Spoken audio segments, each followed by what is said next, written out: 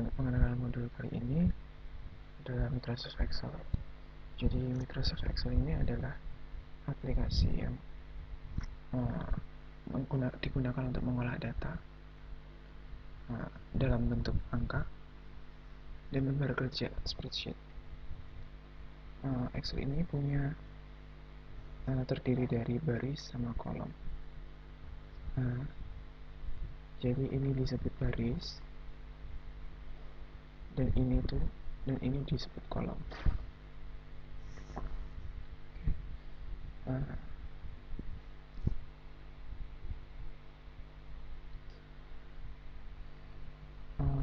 Table dan autofill. Table ini dapat kita buat dengan cara mengeblok sejumlah kolom dan baris yang kita inginkan, lalu klik dengan insert, lalu klik table.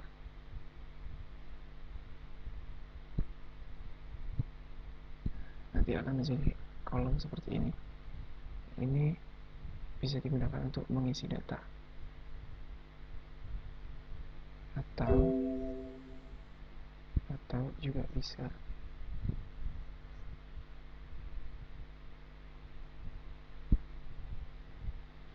juga bisa dibuat dengan format style as table. Nanti akan membentuk table seperti ini yang kita inginkan dengan cara yang kita inginkan, seperti ini.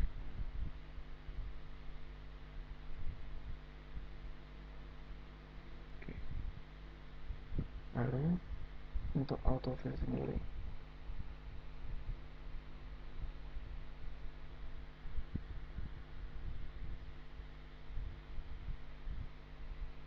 autofill itu ya ini.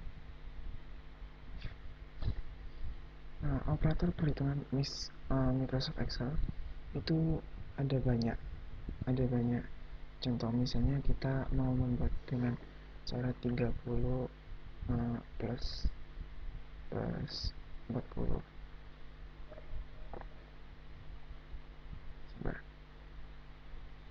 Dengan tanda sama dengan di depan, ini akan membuat menjadi sebuah formula. Jadi formula itu selalu diawali dengan tanda sama dengan ini. Tanpa tanda sama dengan di depan, formula tidak akan terjadi. Jadi setelah sama dengan 30 plus 40, maka secara otomatis akan menjadi 30 plus 40, maka secara otomatis akan menjadi 70. Dan saat kita melihat dari formulanya, ini adalah 30 plus 40. Lalu juga bisa digunakan tanda minus, menjadi minus 10. Tanda kali adalah tanda bintang.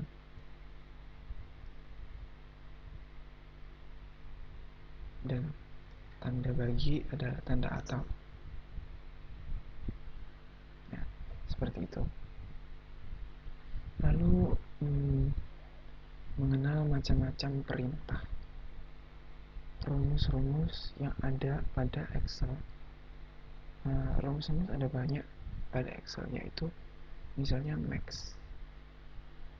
Max itu digunakan untuk mencari nilai terbesar dalam suatu range. Jadi misalnya di sini ada nilai 20, di tabel E5, E4 saya masukkan nilai 50. Di tabel E5 saya masukkan nilai 60, dan di tabel E6 saya masukkan nilai 10. Maka jika ingin mencari nilai terbesar dalam suatu range, maka kita akan menuliskan sama dengan max kurung buka dan pilih dari tabel E3 sampai ke E6 kurung tutup. Maka rumus max ini akan memilih tabel E5, yaitu 60, karena merupakan nilai terbesar. Seperti itu.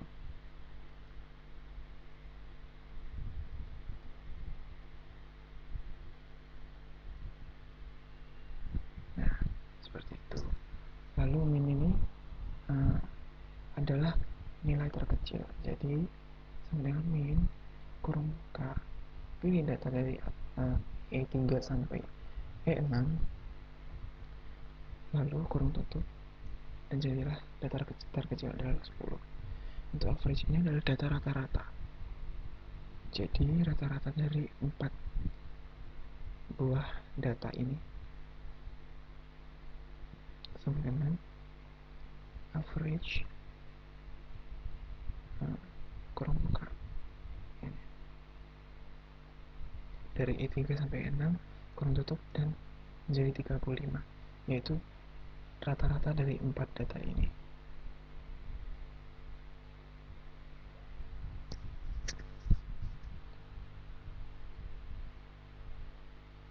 Nah, lalu untuk menambahkan semua data dari keempat data ini, kita bisa masukkan yang namanya sum. Sum ini adalah penjumlahan seluruh data yang ada dalam range. Jadi sum ini E3 sampai E6, lalu kurung tutup dan menjadilah 140. Untuk melanjutkan yang tadi, kali ini akan menjelaskan tentang VLOOKUP. VLOOKUP itu apa? VLOOKUP ini sebenarnya untuk mencari nilai berdasarkan pembacaan pada tabel referensi yang ditentukan berdasarkan nomor kolom atau data tersusun secara vertikal. Jadi rumus dari VLOOKUP sendiri ini sebenarnya adalah VLOOKUP, lalu nomor adalah lookup value. Di sini adalah lookup value. Nah, lookup value sendiri ini adalah nilai yang kita cari.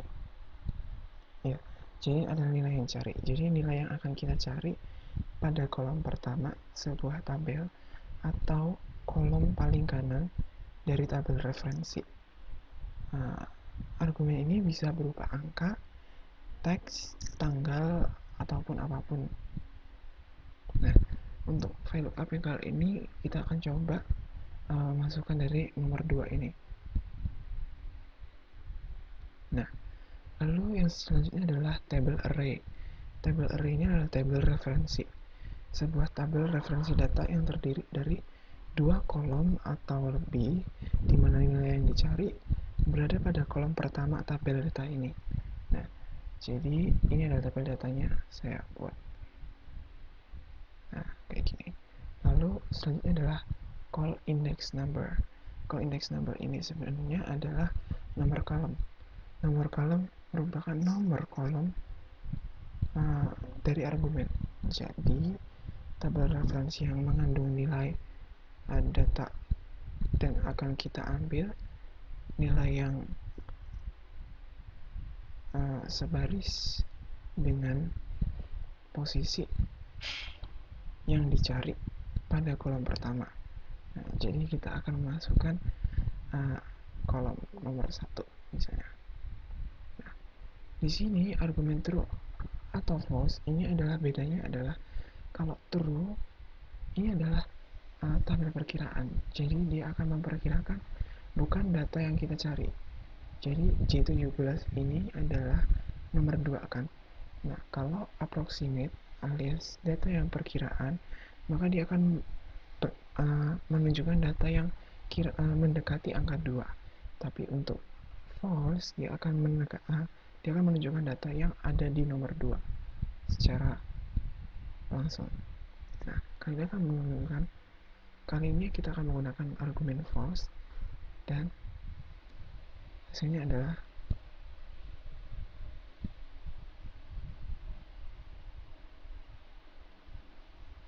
ada kesalahan di sini. Ini adalah nomor 1 di situ. Harusnya ini ya. 1 2 3. Nomor 3 di sini. Nah, munculnya nilai 85. Ya kan? Ini adalah nomor 3, 1 2 3. Seperti ini. Nah, jadi tujuan dari VLOOKUP itu adalah seperti ini.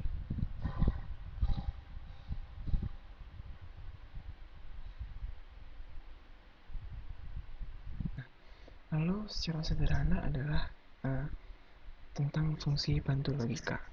Fungsi bantu logika ini sebenarnya ada 4 jenis, yaitu and, or, not, dan if. Nah, jadi kalau misalnya fungsi yang pertama adalah and. Fungsi yang pertama adalah and, jadi sama dengan and. Nah, kita buka, kurung buka adalah logik 1. Logik 1 misalnya adalah ini. Angka 2 dan 5. Ini tuh sesuai, kalau misalnya logika kita sesuai, maka akan menghasilkan true. Tapi kalau misalnya logika kita salah, maka nanti yang dihasilkan adalah false dari rumus tersebut. Nah, jadi misalnya kita membuat n, ini adalah misalnya n18 2 itu adalah lebih kecil daripada n19, dan n19 lebih besar dari n18. Logika itu betul kan, karena 2 lebih kecil daripada 5 dan 5 lebih besar daripada 2, maka nanti akan menghasilkan true. Nah, kalau misalnya n logikanya tidak benar, maka nanti kita misalnya kayak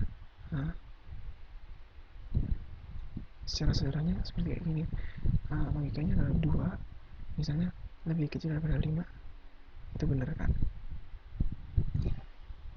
Lebih kecil dari 5 dan 5 lebih kecil daripada 2, masuk akal nggak? Nggak kan? Nah, nanti akan menghasilkan logika false seperti itu. Nah, kalau misalnya yang or ini adalah menghasilkan argumen true jika salah satu logika benar. Jadi misalnya sama dengan or, kurung buka, misalnya 2 lebih kecil daripada 5, 2 lebih kecil daripada 5, dan 5 lebih kecil daripada 2, lebih kecil daripada 2. Yang benar yang mana? Yang 2 lebih kecil daripada 5 kan? Tapi yang ini, argumen ini false. Tapi or akan menjawab ini adalah benar.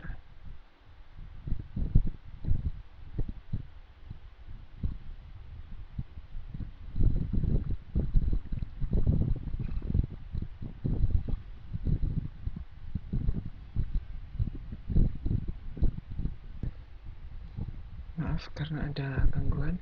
Nah, jadi salah. Fungsi or ini bukan dan, tapi adalah ini. Misalnya adalah titik 2, koma.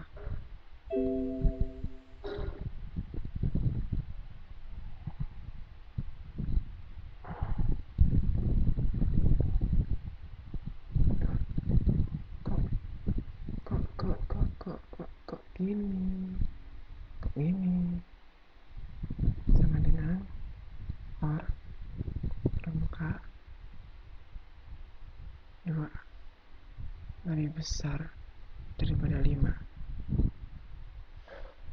koma 5, koma 5 lebih besar dari 2. Maaf, ada perbedaan versi dari n. Nah, ini akan menghasilkan true. Jadi ini salah tanda lagi. Berarti tanda yang benar adalah koma. Jadi kalau salah satu logikanya benar, dia akan menjawab itu true. Tapi kalau dua logikanya itu adalah salah, dia akan menjawab itu false. Jadi misalnya n18 ini adalah angka 2 dan n19 ini adalah 5. 2 lebih besar daripada 5, itu false kan? Tapi 5, nah kalau misalnya kita ubah tandanya menjadi argumen yang salah semua, maka nanti fungsi or akan mengambilkan salah. Nah, jadi ini adalah fungsi or. Nah, untuk fungsi not sendiri, fungsi not ini adalah menghasilkan kebalikan dari logika. Jadi misalnya adalah 2 lebih besar daripada 5. 2 lebih besar daripada 5. Maka nanti hasilnya akan benar. Karena 2 lebih kecil daripada 5. False. Sedangkan kalau misalnya nanti kita buatnya 2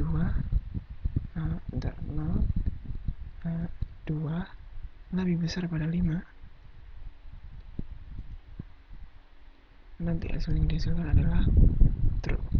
Gitu. Nah, untuk yang terakhir ini adalah if. If ini menghasilkan argumen dengan pemenuhan syarat yang sudah ditentukan. Misalnya if sama dengan if. Nah, logical test ini adalah misalnya tesnya adalah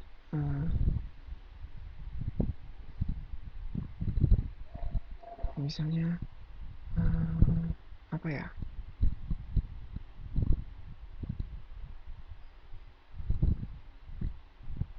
Misalnya barang gitu. Logical testnya adalah barang, lalu value if true ini adalah 2, dan value if false nya adalah 5.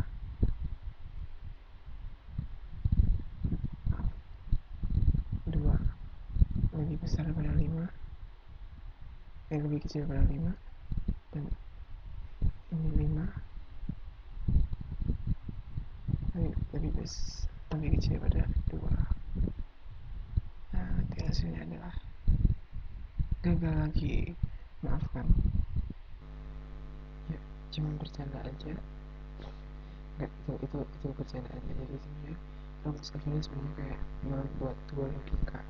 Jadi kalau dia benar, kita membuat sebuah argumen. Jadi